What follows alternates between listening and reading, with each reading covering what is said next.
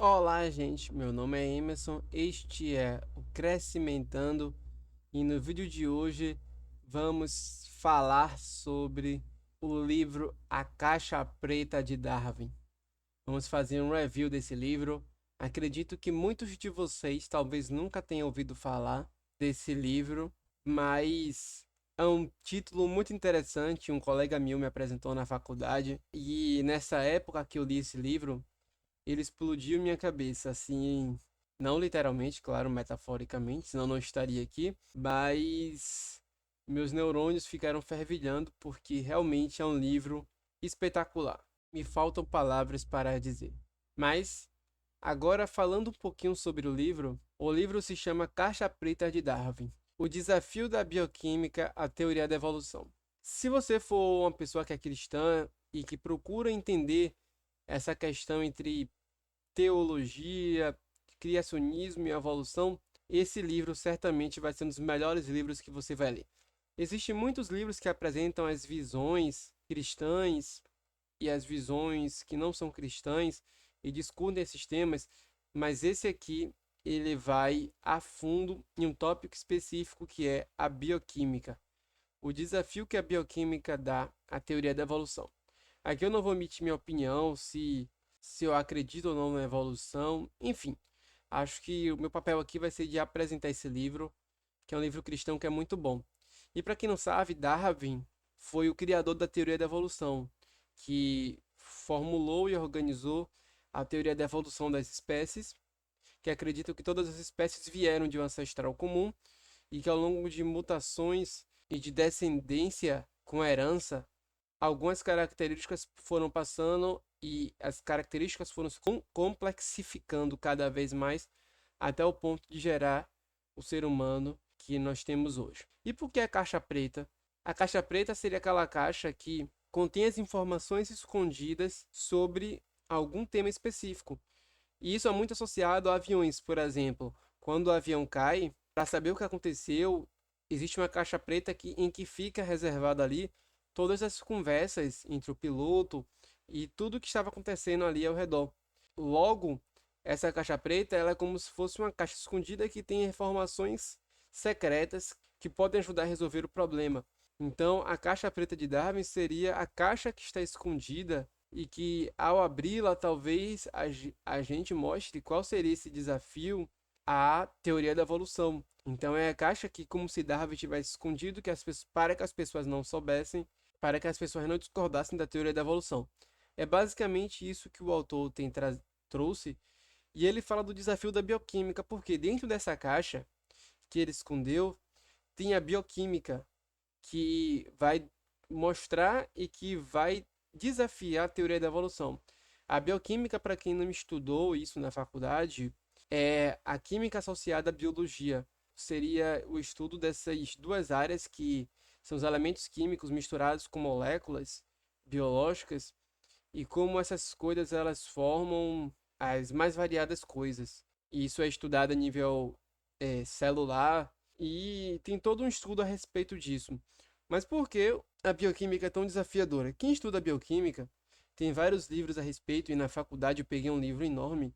Eu me lembro na época que era uma matéria muito difícil, muitas pessoas acabam perdendo, porque envolve muita química e biologia, e os processos biológicos e químicos que acontecem nas células e nos seres vivos, eles são muito complexos, são muitos passos necessários para que aquilo acontecesse. E a principal pergunta que esse autor vai indagar para Darwin, para o pessoal da teoria da evolução é: como é que essa complexidade toda biológica, mesmo em milhares de anos, surgiu ao acaso, sendo que a probabilidade disso acontecer seria mínima mesmo em milhões de anos? Porque se já é difícil a bioquímica surgir ao acaso, quem dirá os fenômenos de nível mais macro que acontecem nos seres vivos, que já é um desafio e tanto. Então, às vezes, as pessoas falam da evolução como se fosse uma coisa simples, um salto, um animal teve herdeiros que teve com a modificação e depois, ao longo do tempo, virou uma outra espécie totalmente diferente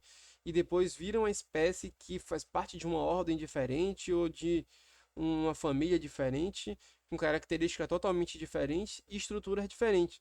Mas entre essa mudança de estrutura A para estrutura B, existe todo um processo bioquímico que aconteceu e que falando e só explicando a lógica parece muito simples, mas quando nós vamos estudar isso a fundo, nós vemos o quão difícil é isso acontecer bioquimicamente se nós formos remontar esse quadro passo a passo, usando química e biologia, e a dependência desses fenômenos macro, de mudanças morfológicas, depende desses fenômenos micro. E muitas das vezes nós não pensamos a respeito disso, pensamos só a nível de salto e simplificamos apenas a nível de ideia e montamos o quadro a nível de ideia, botamos as regras, mas não olhamos de fato a complexidade que é para isso acontecer e essas mudanças acontecerem.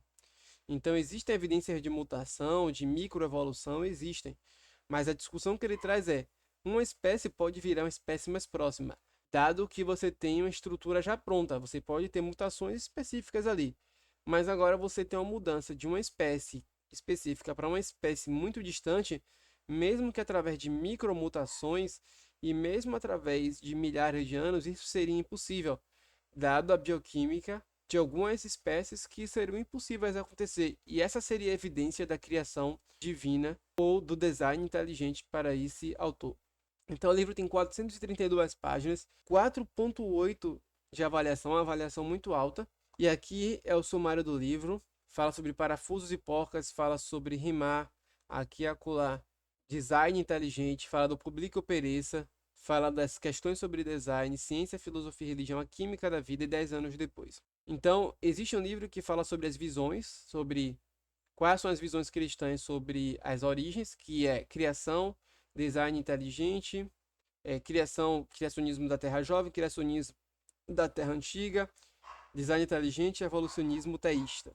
São as 4 visões e o design inteligente é um deles que se combina com a criação de alguma forma. E a discussão entre o autor é que, falando a nível de macroevolução, parece muito simples, mas estudando isso a nível micro e estudando bioquimicamente, a evolução tem um grau de complexidade muito grande. E ele vai falar e defender principalmente o design inteligente. E ele mostra, tem um quadro específico no livro que fala sobre a ratoeira, o número de passos que precisa existir para que a ratoeira pegue um rato e que ela esteja pronta.